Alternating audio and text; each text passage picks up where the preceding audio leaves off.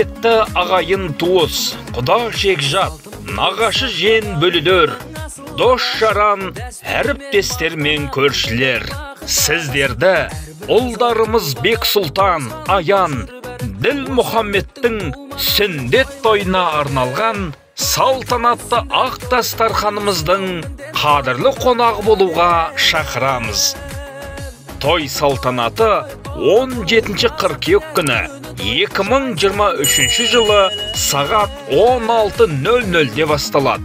Мекен жайымыз Бостандық ауданы, Абай ауылы, Демеу тойханасы.